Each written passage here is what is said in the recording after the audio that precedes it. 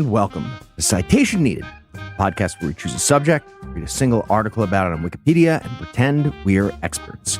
Because this is the internet, and that's how it works now. I'm Heath, and I'll be commanding this Delta Force. You can call me Alpha. And I'm joined by November, whiskery, likes cats, hates golf, and pug trots. Nicely done. Yeah, you would be amazed by how often Heath gives us permission to call him Alpha. It's crazy. Dominance. I've never mastered the art of hating myself and how I spend my time enough to enjoy golfing. So that's what works for me. Yeah. All right. Cecil, what person, place, thing, concept, phenomenon, or event are we going to be talking about today? Today we're going to be talking about Operation Eagle Claw.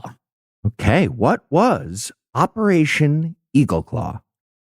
It was both the first real mission of the Delta Force and also a total and utter fiasco. The actual mission took place on April 24th, 1980, 44 years ago today. It was a I mission. like how you line stuff up. Cheers. It's because I don't. Cheers. It's because I don't do Cheers any to you. work ahead of time, and then I'm like, "What happened on this day? Oh my god, I gotta find something."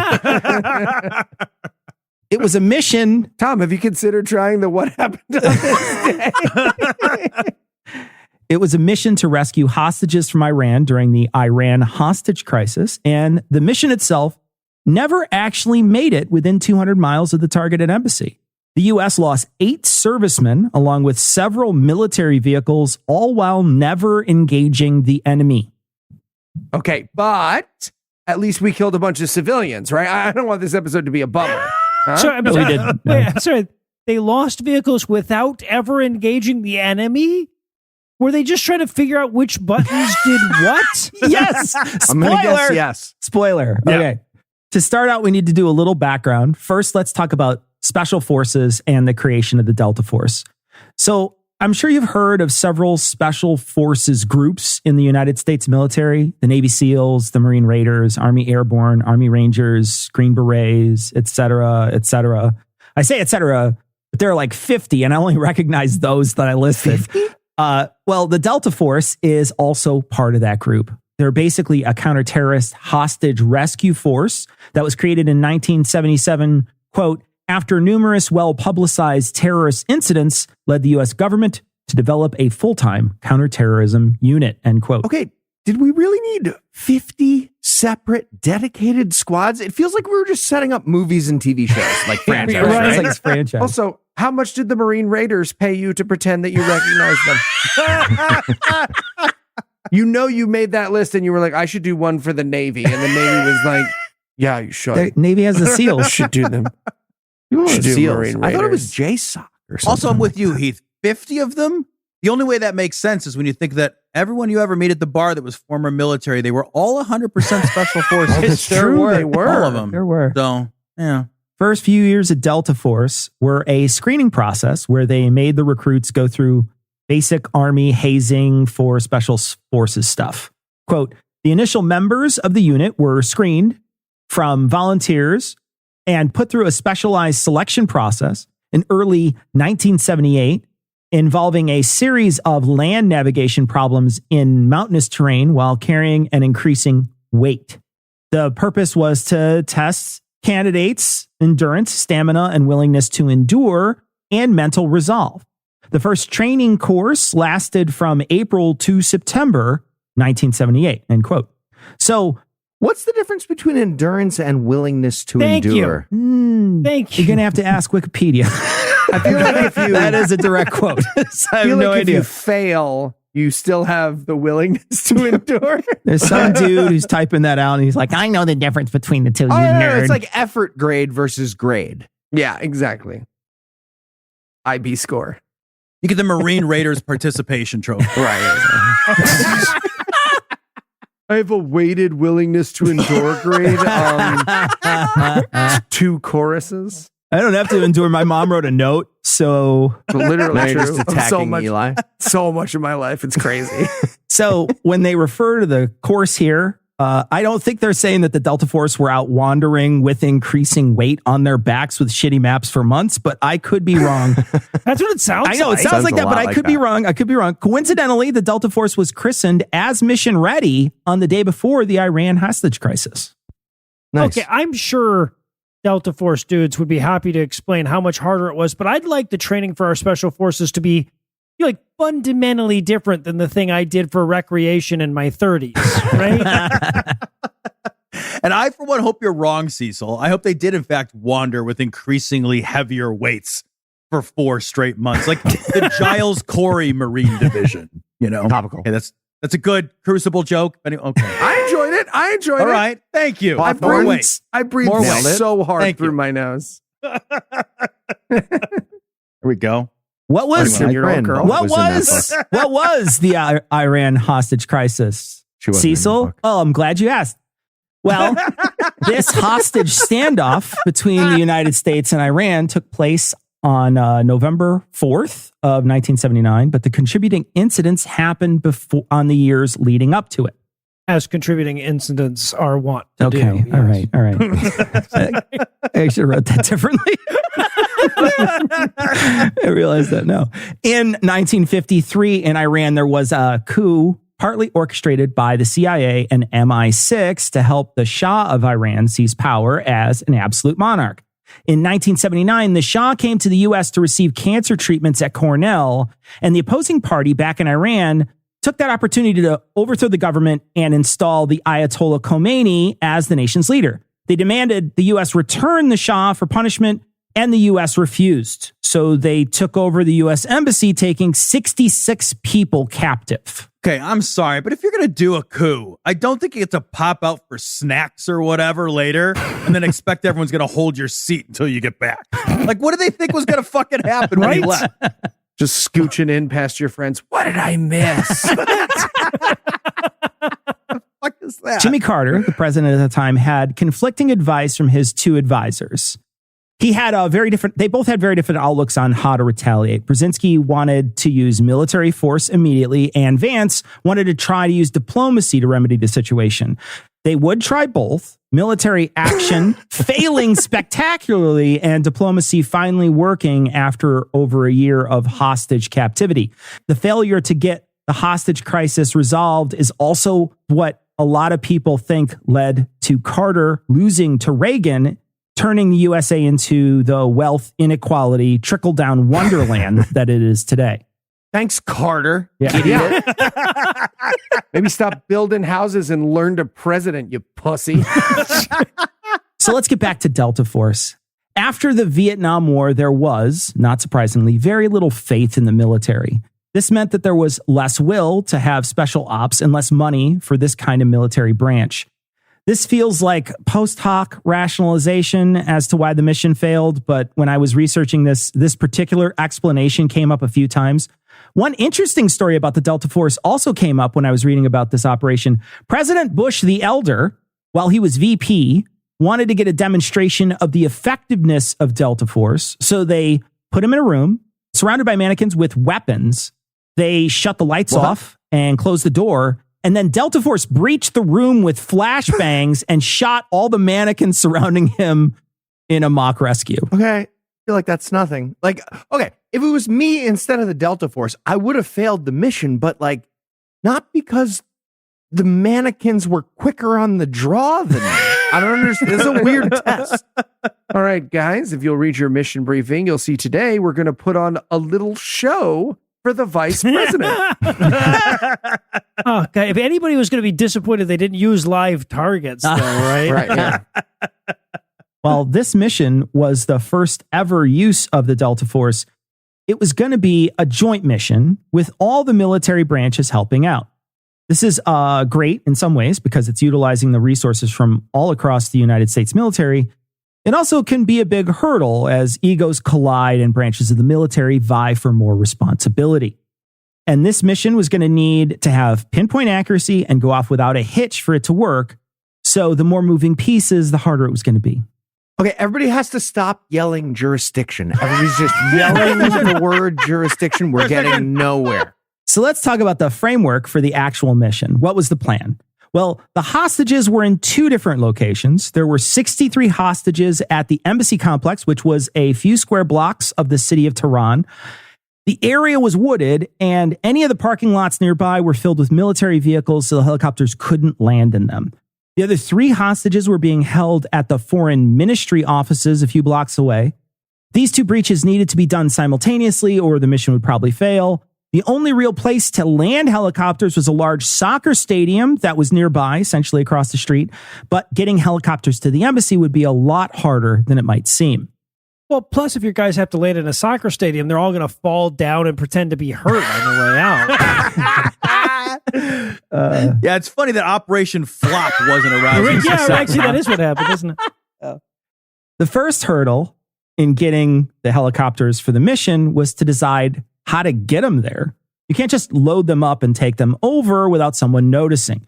So they had to be partially disassembled, put in the lower level of an aircraft carrier, and then shipped over while the Navy whistled loudly and hoped no one looked. This would have been a lot easier during wartime, but this was one of those weird times in U.S. history when we weren't at war with anyone. So they chose a kind of helicopter that would fold its blade down and get packed away.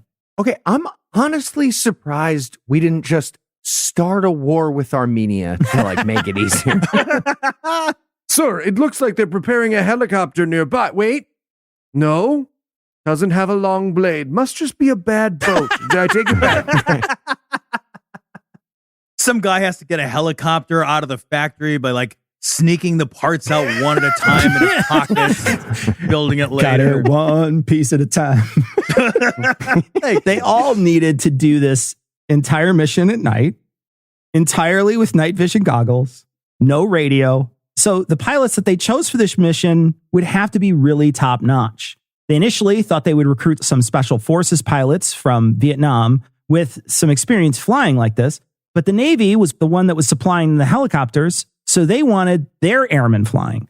So instead of having Air Force Special Forces guys flying a different helicopter, they went with airmen learning how to be Special Forces guys in a short time span. Well, damn it, they won't even have time to run with increasingly heavy day packs. No, I get it. I mean, the Vietnam guys aren't going to know how to fly over that many civilian areas without dropping some napalm, No, right? God. Like that's going to be, Oh my God. what are they? It's not on fire. How are they going to?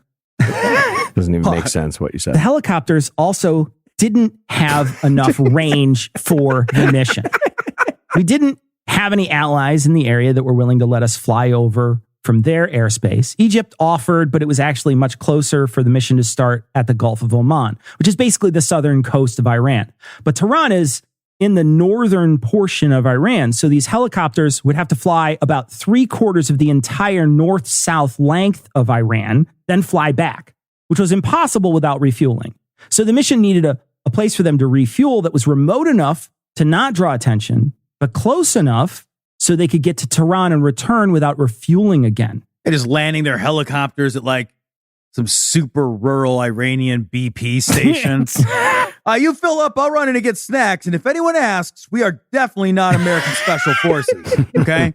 Spoilers. All right. So they settled on a small strip of land 200 miles to the southeast of Tehran that they called Desert One.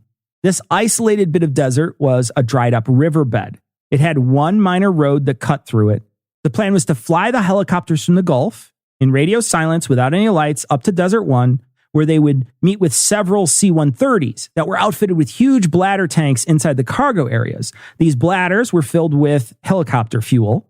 They would refuel there, then fly to Desert 2, which is closer to Tehran, where they would hide for a day, and then they would set out for Tehran the following night in trucks to rescue the hostages. Okay, am I the only one picturing a helicopter sitting on a park bench reading a newspaper? Whistling Trying to be loud. subtle. Yeah, right. Once they secured the hostages, the helicopters would meet them at the soccer stadium, and they would climb back in and fly to a nearby airport where the Army Rangers had flown in and taken it over. And then they would be flown out on C-141 planes. All right. Sounds like some white guys are about to put on some very problematic rubber masks for the impossible mission. We'll see how that goes after a quick break.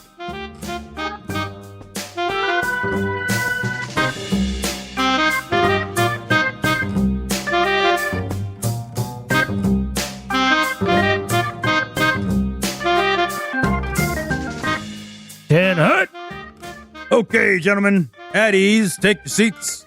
Yes, Yes, sir. As you all know, we are planning a daring helicopter hostage rescue that will require pinpoint precision and perfect execution. Now let's hear some of these ideas for operational names. Operational names, sir? Yeah, like, what will we call this for short? Oh, how about Eye of the Storm? Not bad. A little long. Let's just keep it to 2 words. Maybe animal related. Okay, like Operation Scorpion Tail. It has Right? merit. Just that scorpions are just kind of gross. Gross. Yeah. How about Moose Knuckle? Sorry, what? Operation Moose Knuckle? I think that's something else. Yeah, man, I think that one's taken. What are you talking about? No, it isn't. I'm looking through past operational names. I don't see it in here. No, it's not a past operational name. It's definitely already slang for something. Yeah, let's not do Moose Knuckle. Well, what is it slang for? Okay, well, it's not slang for getting punched by a moose. Gentlemen, moose knuckle doesn't work anyway. This is a desert operation. Oh, okay, fine. What about Camel Toe? Yeah, that's a thing too. Yeah, that's something else. What? Nope. No, it's not. You're just fucking with me, man. Look, Major, camel toe checks a lot of boxes. It is 2 words, uses a desert animal, and also manages to be somewhat racially insensitive. But to my ears, doesn't sound menacing enough. Ooh, how about Eagle Claw? Ooh, I like that. That could work. What? You can't call it Eagle Claw? That's slang for an asshole pressed up against yoga pants fabric. Dude, there's something wrong with you, man. Want to save time and money on ammo while dramatically improving your shooting? Meet Mantis X, the revolutionary dry-fire training system that 94% of shooters say improves their accuracy in just 20 minutes. Used by the Marine Corps, Army, and Special Forces, Mantis X brings military-grade technology to everyday gun owners at an affordable price. Train anytime, anywhere with your own firearm and pay for the system and ammo savings alone in less than 2 weeks. If you believe in your Second Amendment rights, you must also act on your Second Amendment responsibility to be competent, confident, and accurate. Whether you're a beginner or a seasoned shooter, Mantis X is the must-have tool to take your skills to the next level. Start improving today. Get yours at MantisX.com. That's MANTISX.com.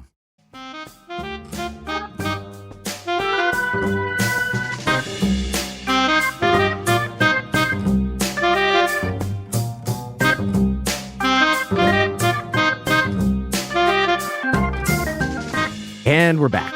When we left off, the plan for the mission was we go there and take the people.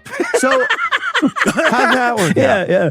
So actually, the mission starts out okay. The 8 RH-53D helicopters lift off from an aircraft carrier in the Gulf of Oman at dusk.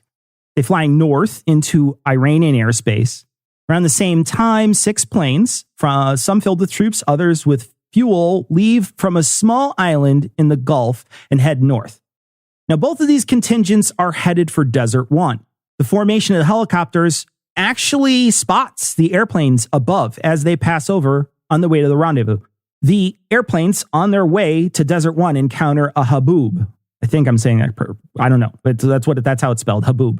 And it's a huge dust storm.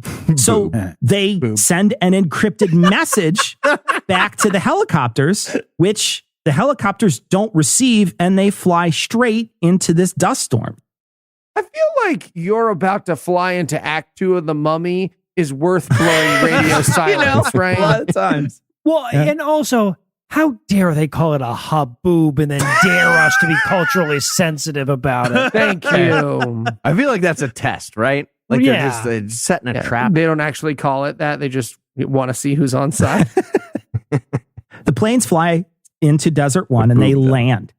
As they're landing, they see some headlights. So as soon as the plane stops, they let out a couple of military vehicles and they try to stop the civilian vehicle. It's actually 2 civilian vehicles. It's a semi-tractor trailer and a pickup.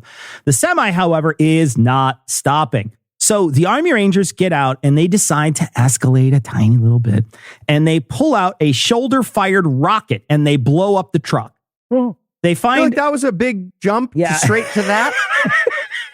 They find out at like a second after impact that this was a fuel truck that was riding through the desert.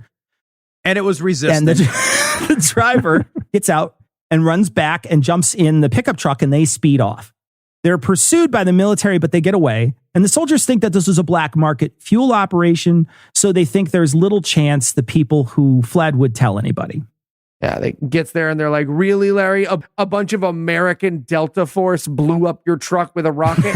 Just say you left your keys in the cab again, man. All right, but beyond Iran is full of crooks, why would they think that, though? Probably a black market fuel dealer. That's what most of them Just a are. wandering gasoline minstrel, standard Iranian stuff. Old gas stealers. I'm sorry, Cecil, but the driver of the fuel truck, which was hit by a missile, got out of that truck and ran into another truck. Oh, you're right. Okay, wrote it And wrong. we are not going to spend the I wrote it entire wrong. You're episode right. about Iranian Wolverine Right, now. it's like a G.I. Joe cartoon. I wrote it wrong. Yeah. It hit the What? tractor and it blew up. Or the It's a trailer. missile on The a trailer. fuel truck, The trailer. Cecil. That's where he's at. He's in the trailer park. No, it's the trailer It either hits it, and then the tractor, I guess, protected him. I don't know. That's what I'm they not a said. smart man. Here's the thing, But man. it either hits the fuel part or the Listen, people there was probably part. a layer of silk over the thing. Ah, thank you, Heath. There was silk there. I don't feel As- like that's Remember safe. last week?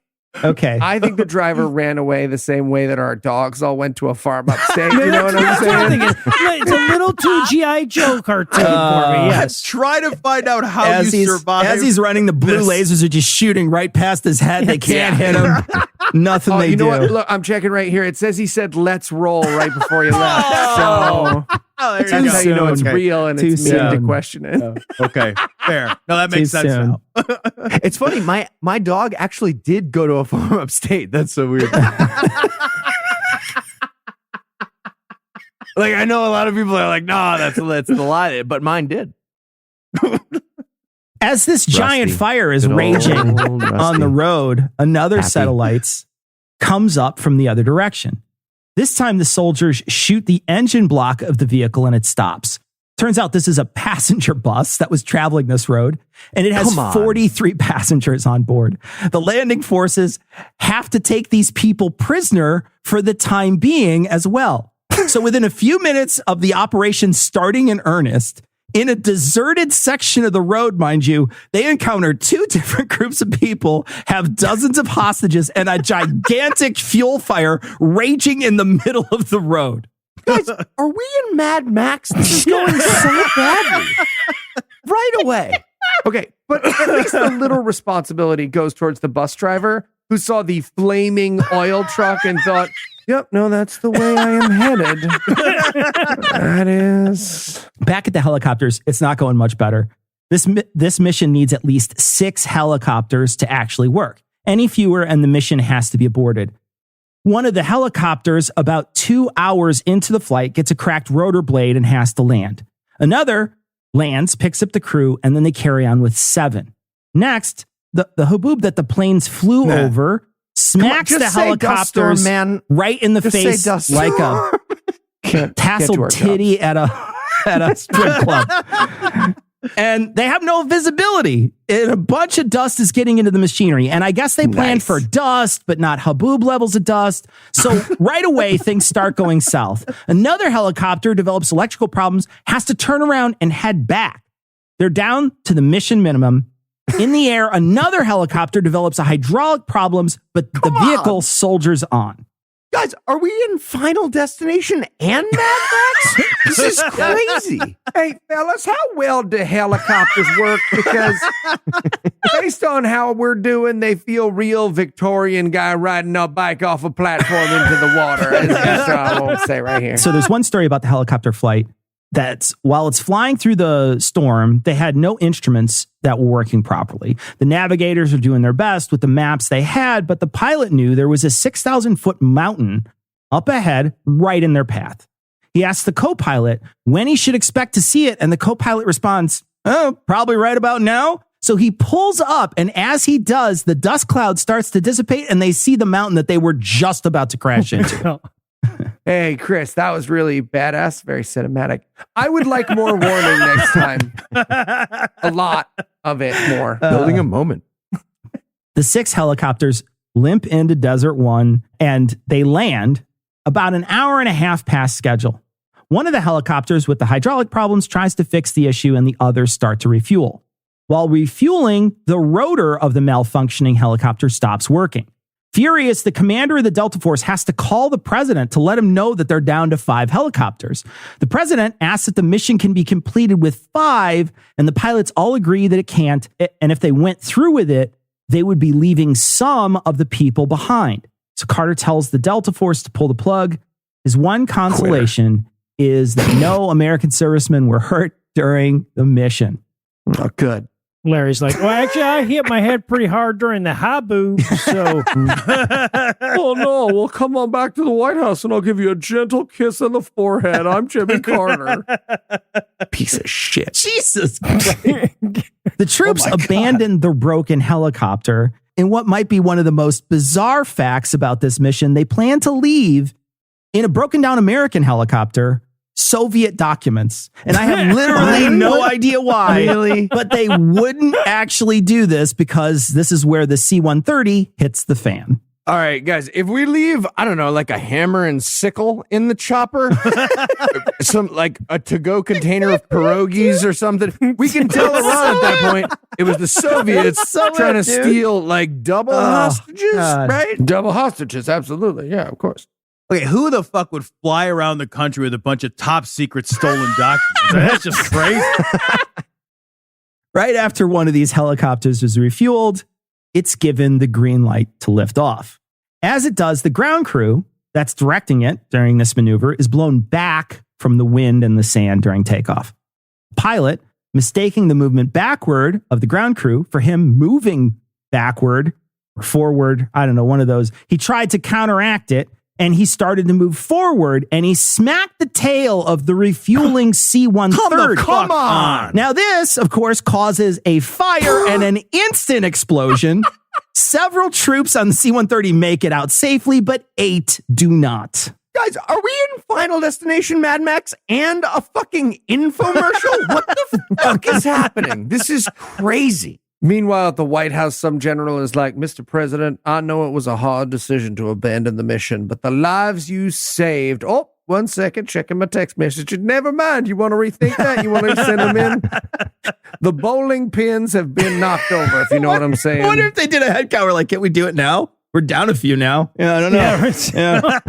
What do you say, Jimmy? When we give it another college try? So the commander decides to leave all the helicopters behind after the collision so as to not risk another accident. And the issue is that they just can't destroy them because they're parked too close to the other airplanes. So they leave them intact on the ground and everyone piles in the airplanes and they fly away, leaving the flaming wreckage of a completely failed mission abandoned in the desert.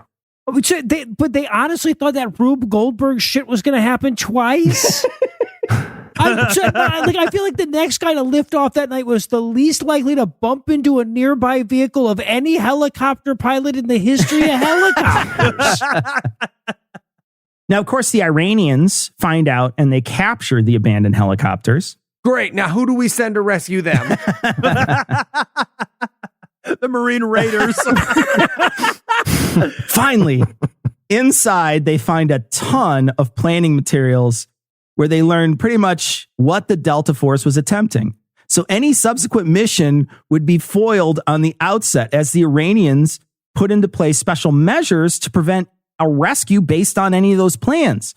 Also, the CIA ground crew that was there in support of the mission in Tehran quietly closed up shop and started whistling and walking away very briskly. I feel like you don't take the plans with you at all, right? or at least you take them when you go. Maybe. Yeah, probably. No, they could there have at wasn't least room in the overhead. Look, they could have at least thrown those documents into one of the several enormous fires raging all around them right now.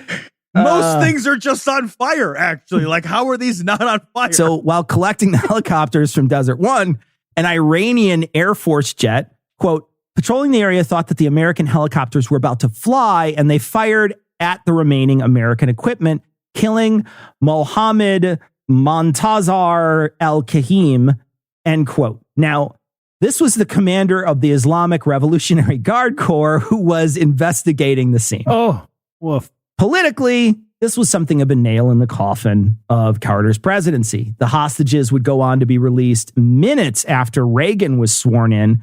The hostages were not released because of any special forces mission. Instead, we negotiated the Algiers Accords in January of 1981, which we would then breach shortly after they went into effect. All right, Cecil, if you had to summarize what you've learned in one sentence, what would it be? This is somehow proof of concept for the Delta Force, and they still exist. They're still Right, around. that's Seriously? They're still real? Yes. With like Chuck Norris, Delta Force? It's real. It's a Okay. real thing.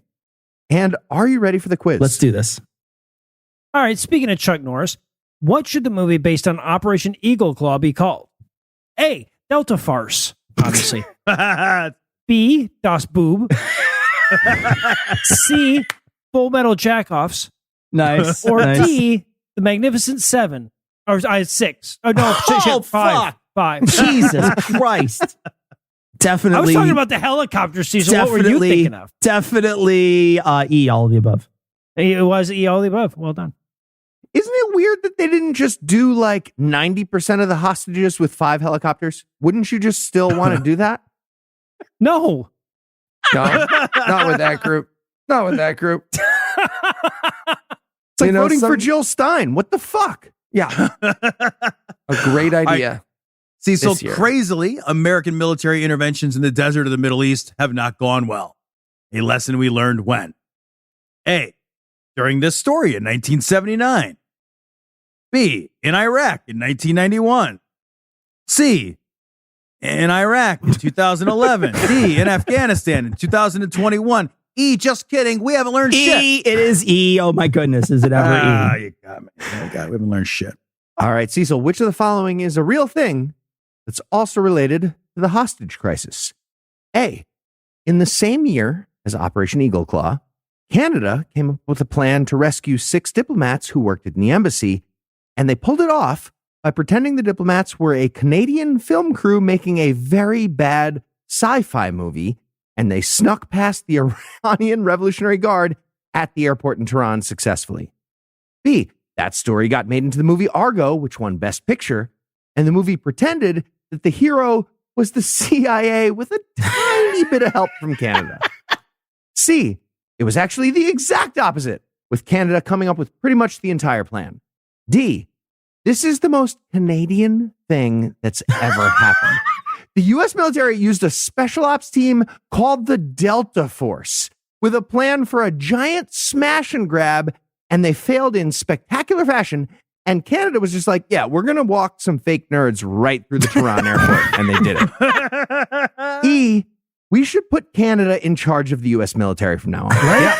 Oh, yeah. Eh? It's all the above. Come on. Of course That it is is. correct. All right, Cecil. What's the best theme tune for Operation Eagle Claw? A. I ran so far away. That's good. B. Dust in the wind. Or C. The Benny Hill music. Definitely C, the Benny Hill music. Oh, I'm afraid it's D. All of the above. Oh, all at the same time. All right, Eli, Cacophony. you stumped him. You're the winner. All right. I would like Tom to do an essay next week. All right. Okay, well, for Tom, Noah, Cecil, and Eli, I'm Heath. Thank you for hanging out with us today. We'll be back next week, and Tom will be an expert on something else. Between now and then, you can listen to Cognitive Dissonance, Lawful Assembly, Talking Ship, Dear Old Dads, God Awful Movies, The Scathing Atheist, The Skeptocrat, and D&D Minus. And if you'd like to help us navigate late stage capitalism, it's very difficult. And maybe you enjoy yourself a shenanigan, or a jape, or an antic. There might be some bonuscular content of that sort for you. So you can make a per episode donation at patreon.com/citationpod if that sounds interesting. And if you'd like to get in touch with us, listen to past episodes, connect with us on social media, or take a look at show notes, check out citationpod.com.